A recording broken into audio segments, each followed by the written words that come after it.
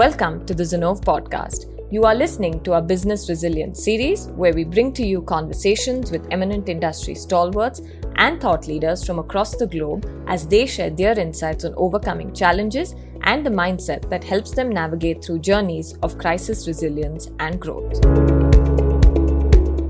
Hello, everyone, and welcome to a new episode of Zinnov's podcast Business Resilience series. I am Nitika Goel, CMO of Zinnov, and your host for today. As the saying goes, a smooth sea never made a skillful sailor, and sailing the lead ship in these turbulent times has been the retail sector. Retailers have been at the forefront of the crisis by providing an uninterrupted flow of essentials, having to pivot and recalibrate its bearings in the wake of COVID-19. Today, I have with me Sumit Mitra, the CEO of Tesco Global Business Services. Sumit has over 2 decades of experience in outsourcing, client management, and business transformation, a lot of which in the retail space, and is a technology veteran experienced in building and managing large, globally diverse teams. Welcome to the Zinnov Podcast, Sumit. Thank you, Nikita. It's a real pleasure to be here today. Great. So diving right in, Sumit. Although COVID has impacted every industry in some way or the other, the retail industry has been no exception. So how has it impacted it? And what are some of the key trends you have seen emerging as a function of these particularly trying times? Yeah, it's very interesting. We are seeing some very valuable data coming out of Tesco. And obviously, different markets are different. But let me talk a little bit about Tesco in the UK, because that's kind of our biggest market, really. What we are seeing is a big change in shopping behavior. Typically, what we would see is customers doing small basket size, but making multiple trips to the shop. But what we are seeing now is our basket size has doubled, but our volume of customers who are coming through the shops and the number of shopping trips have declined significantly. Another thing we have seen, very interestingly, is typical customer would go and shop around. Like, for example, I would get a good offer of a X retailer on fish. I will go and get my fish from there. Or I would go to X customer, X retailer who is doing good in pulses. But that trend is changing. And what we are seeing is they prefer retailers who have a bigger range, and they can get everything in a one-stop shop. And I'm seeing those behaviors coming through. Also, the type of food that our customers are buying, there is a lot of focus on healthy food. We are seeing an uplift in sale in vegan. And as you can imagine, all vitamins and other healthy products, we are seeing a lot of rise in. Online, obviously, as I said to you, we've seen our business go from 650,000 orders to 1.4 odd million. Is that trend going to change? No, because the demand is still there. I think even if we double it from 1.4 million to 2.8 million, we would still see filling our slots up, because there is still a huge demand for online shopping. As I said, we are seeing a lot of one-time and weekend shopping rather than daily shopping. So there's been a number of changes in terms of the customer behavior we are seeing. Whether this is going to last is difficult to say. But I think the important thing for us is, as we continue to make those shopping journeys, whether they're buying online or whether they're buying through stores, and make it that little incrementally better for them, I think you'll be able to retain your customers longer term. Very interesting insight, Sumit, on how customer journeys are moving online and that there is a significant change in customer behavior. So my next question to you is that Tesco is a century-old billion-dollar retail company. One might even assume that you have a very traditional outlook on how you do business. So how did Tesco, and more specifically your business group, manage the changes that were wrought by this pandemic? Absolutely. I mean, if you think about Tesco being in retail, and especially in food retail, makes us pretty resilient as an organization. So the impact to our business in terms of revenue was more positive than negative. But with this resilience comes a lot of responsibility because we have to feed nations. We are across 8 countries, and it's really important to support those customers through these difficult times. Just to share with you some statistics, at one point in March, we had almost 52,000 of our frontline colleagues who were either classified as vulnerable, or they were off sick, or they showed symptoms of COVID, or they had to stay at home, which meant that it created a lot of issues for us to serve our customers. So we acted very quickly. We brought in almost 48,000 new colleagues to come in on a temporary basis to support that trough and pick in volume. If you remember, the COVID started around March, April, when it really was at its ferocious best. And we had to react because typically a food retailer would go through a little bit of lull after Christmas. And what we do is put out a lot of promotions, multi-pack buying, etc., etc. But when your customers are panic buying, what you don't want to do is do bulk selling, because it would be very irresponsible of you to do so, because you want to make sure that food is available to all. Then also there was a huge demand from an online perspective. So Tesco typically does about 600,000 orders a week. That ended up being in the next 2.5 months to 1.3 to 1.4 million orders a week. We almost, more than doubled our business in the online area. And then there are social distancing measures that we need to do in our shops, deal with legislation changes. So there were a number of things that we had to tackle as individuals. So what it meant was it created a lot of volume back into business services. Now, what was really important is that if ever the business needed business services the most, it was right here, right now. So we couldn't let the business down. So we had to ensure that we deliver everything and beyond what it says on the tin.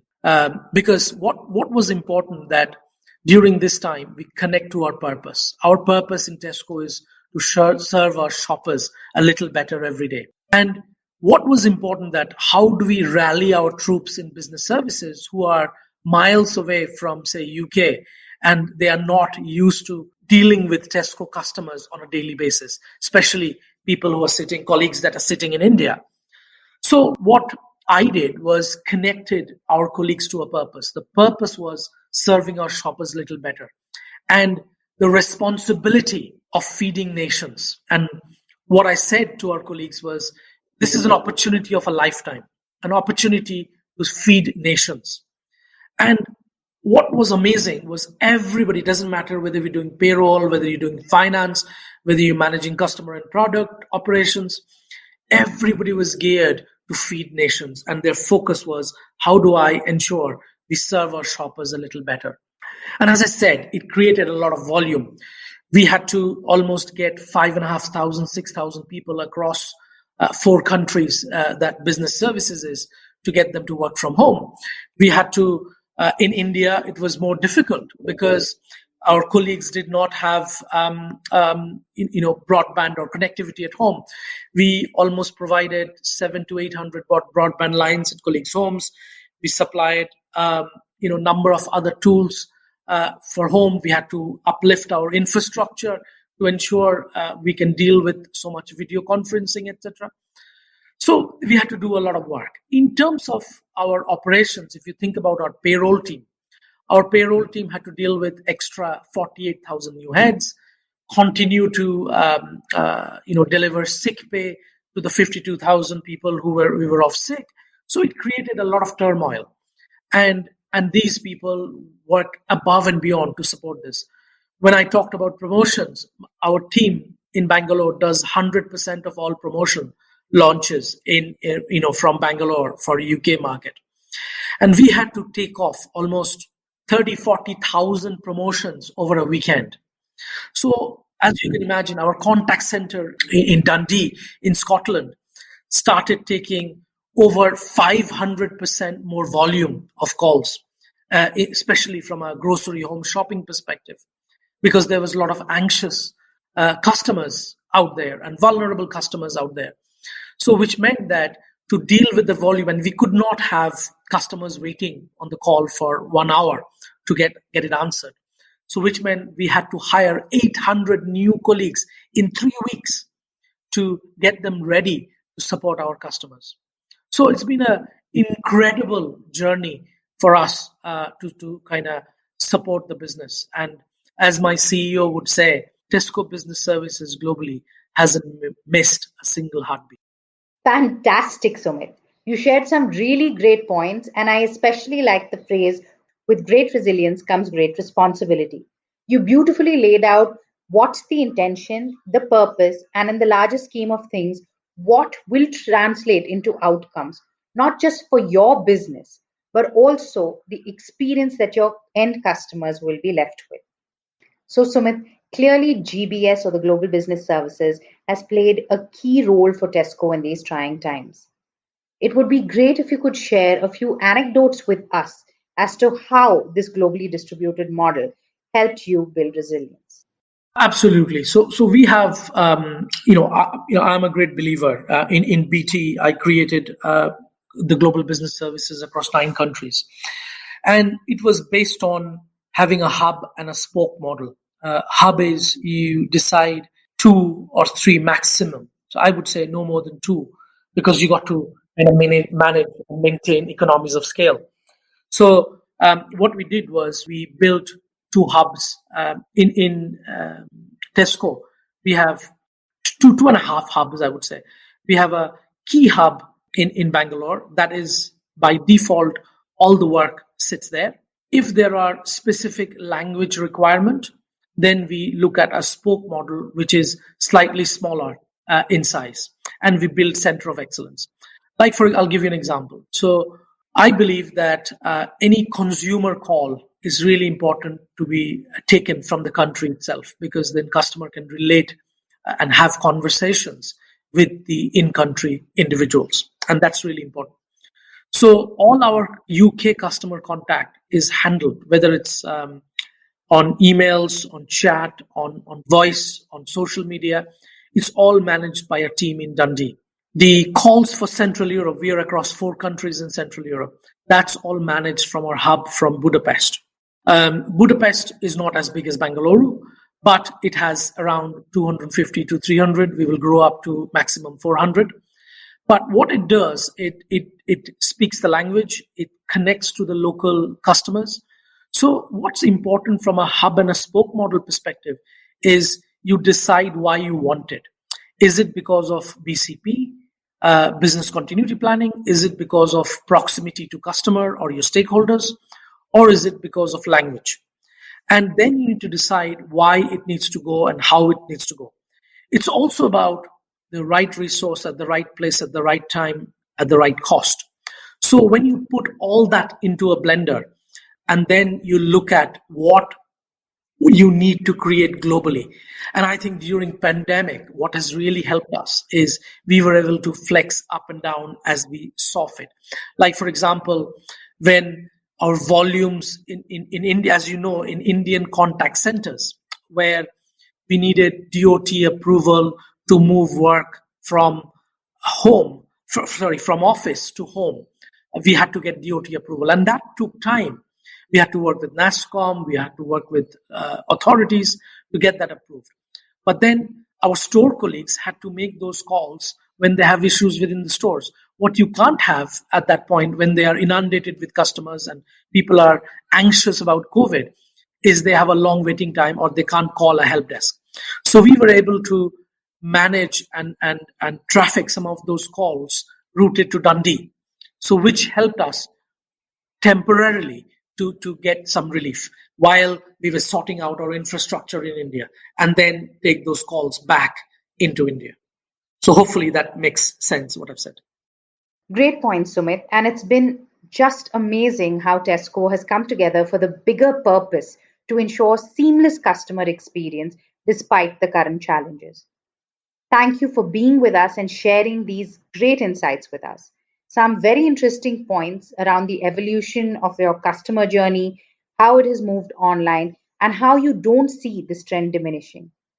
I think our listeners have got a good sense of how the overall retail industry has undergone a massive change and how a company like Tesco, a behemoth really like Tesco, is navigating through these changes and showcasing not just its business resilience, but its anti fragility as well.